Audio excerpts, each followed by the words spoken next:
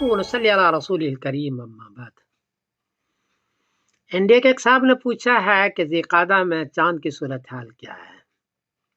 جواباً عرض ہے کہ 8 مئی بروز بدھ کو انڈیا میں چاند کو چاہیے 4 ڈگری، برما میں 3 ڈگری، بنگلہ دیش میں 4 ڈگری، نیپال میں 4 ڈگری، کراچی میں 5 ڈگری، پشاور میں 5 ڈگری اور ایران میں 6 ڈگری۔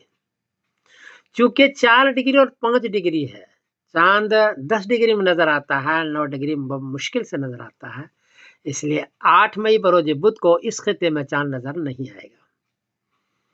9 مئی بروز جمعرات کو انڈیا میں چاند کو چاہیے 18 ڈگری، برما میں 16 ڈگری، بنگلہ دیش میں 17 ڈگری، نیپال میں 17 ڈگری، کراچی میں 18 ڈگری، پشاور میں 18 ڈگری اور ایران میں 18 ڈگری ہے۔